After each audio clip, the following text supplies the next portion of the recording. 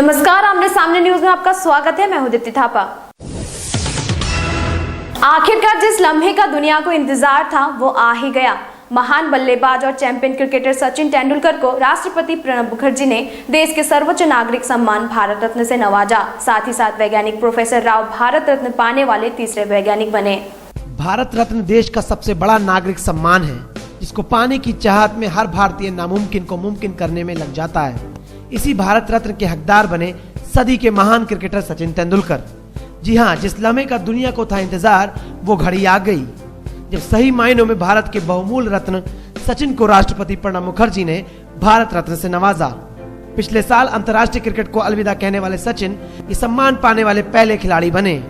इस सपने को सच करने के लिए भारत सरकार को नियमों तक में बदलाव करना पड़ा।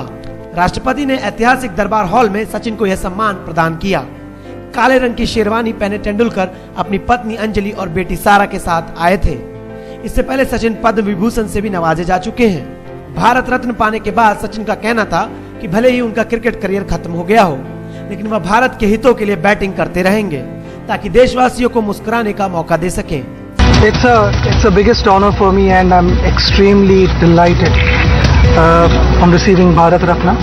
सचिन को भारत रत्न देने के ऐलान के बाद जिस तरह बहस छिड़ी थी, उसको खत्म करते हुए भारत सरकार ने सचिन तेंदुलकर को देश के सर्वोच्च नागरिक सम्मान से सम्मानित किया।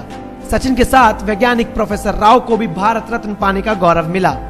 प्रोफेसर राव भारत रत्न पाने वाले देश के तीसरे वैज्ञानिक हैं। वहीं अब तक करीब 44 हस्तियों को देश का सर्वोच्च सम्मान पाने का गौरव प्राप्त हुआ है। ब्यूरो रिपोर्ट, आमने सामने न्यूज। एक बार फिर अवैध संबंधों ने ले ली बेकसूर पत्नी की जान। उत्तर प्रदेश के फर्रुखाबाद में एक पति पर इश्क का ऐसा सुरूर चढ़ा कि उसने अपनी पत्नी की ही जान ले ली। जिंदगी भर साथ निभाने का वायदा कुछ ही समय में तोड़ते हुए उसने गला घोटने के बाद पत्नी को दफन भी कर दिया। देखिए फर्रुखाबाद से ये रिपोर्ट।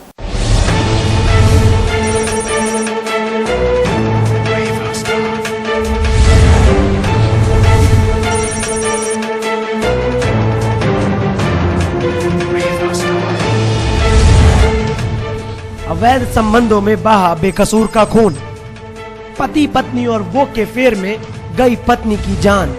जी हाँ, एक बार फिर बेकसूर पत्नी पति की बेवफाई की बलि चढ़ गई। उत्तर प्रदेश के फर्रुखाबाद शहर में रहने वाले होशियार अली पर आशिकी का ऐसा सुरूर चढ़ा कि अपनी ही पत्नी का गला घोटने के बाद उसे जमीन में दफना दिया।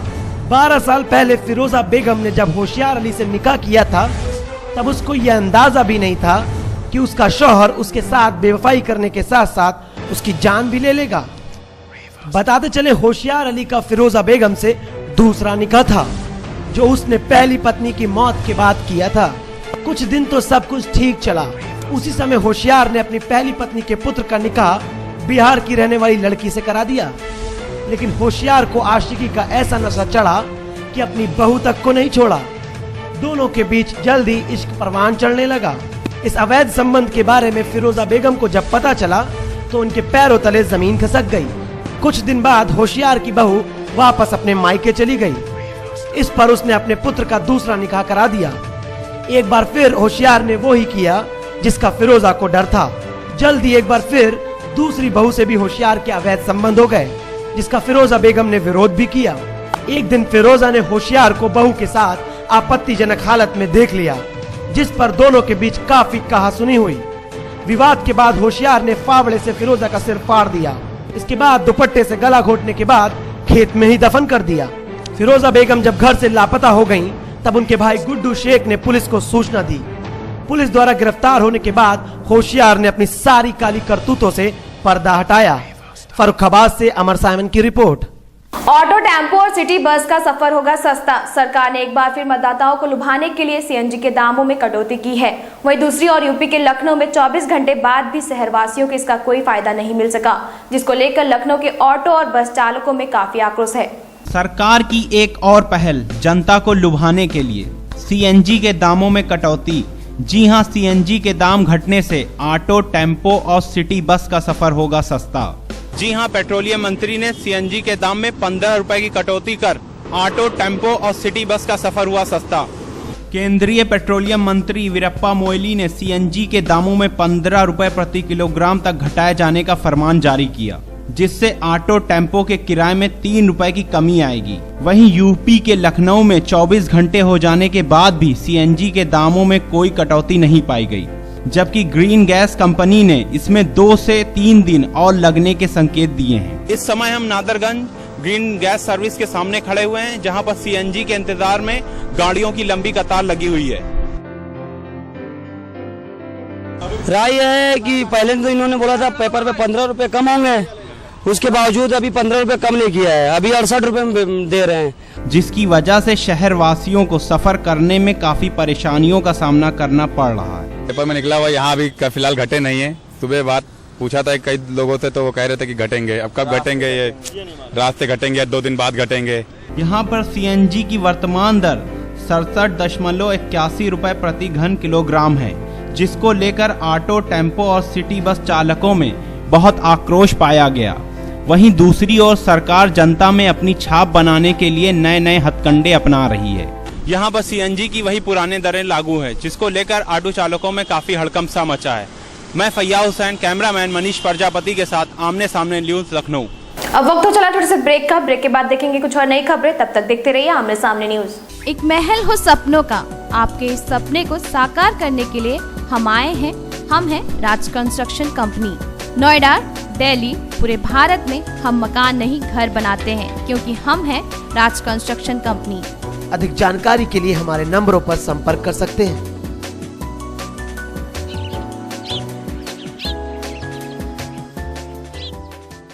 जो होते हैं स्वाद के शौकीन, वो खाते हैं आदर्श स्वीट्स और नमकीन। एक ऐसा स्वाद जो हमेशा रहे याद। उत्तर प्रदेश उत्तराखंड की नंबर 1 नमकीन। विश्वास भरा सफर 50 सालों का, परंपरा खुर्जा की। ई शिक्षा के क्षेत्र में काम कर रही संस्था हेटा एडवेंचरस ने प्रतियोगी परीक्षाओं और प्रवेश परीक्षाओं की तैयारियों के लिए अपना ई लर्निंग पोर्टल लॉन्च किया है, जिसके माध्यम से स्टूडेंट्स अपनी तैयारी और भी बेहतर ढंग से कर सकते हैं। इस पोर्टल की सेवाओं को गांव स्तर पर विद्यार्थियों तक पहुंचाया जाएगा। इसके लिए उत्तर प्रदेश में गांव स्तर पर काम कर रही संस्था सहज जन सेवा केंद्र से सहयोग लिया जा रहा है, जिससे पूरी उत्तर प्रदेश के 24 जिलों में 8000 जन सेवा केंद्रों के माध्यम से यह सेवा गांव स्तर पर पहुंचाई जा सके। मैं हेता का स्टूडेंट हूं और हेता में जो एनालिटिक्स मिलती है वो बेस्ट एनालिटिक्स है रेदर देन अदर कोर्सेज और अदर इंस्टीट्यूशन। मुझे बैंक पीओ की तैयारी करनी थी और मुझे यहाँ पर बेस्ट एनालिटिक्स मिला।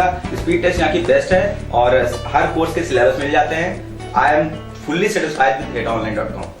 hetaonline.com पोर्टल में ICT टूल्स के जरिए बच्चों को बेस्ट एनालिटिक्स मिलता है और हमारे जो कोर्स हैं वो अन्य कोर्सेज की तुलना में काफ़ी सस्ते हैं और हमारा प्रयास है कि जन सेवा केंद्रों के माध्यम से गांव-गांव तक कोर्स पहुंचाए जाएं। हमने इसमें sample test, mock test, subject specific और फुल कोर्स जैसे फीचर डाल रखे हैं। अधिक जानकारी के लिए www.hetaonline.com पर लॉगिन कर सकते हैं या फिर दिए गए नंबर पर संपर्क कर सकते हैं। गौसुल पाक के नाम पर इंसानियत का संदेश देता सालाना उर्स। मौलाना तारिक कादरी 11 लोगों के साथ 12 दिन के पैदल सफर के लिए निकल पड़े हैं। साथ ही साथ 13 से 17 तारीख तक सालाना उर्स में तकरीर, कव्वाली जैसे प्रोग्राम होंगे। वहीं स्थानीय लोगों का कहना है कि वे इस सालाना उर्स को बड़े शिद्दत और कयाम के साथ मनाते हैं। पॉलिटिक्स, क्राइम, स्पोर्ट्स, अगर इन खबरों पे है आपकी बारीक नजर, आपकी आवाज भी कर सकती है असर। बढ़ाएं अपनी आवाज का दायरा, बने आमने सामने न्यूज का हिस्सा।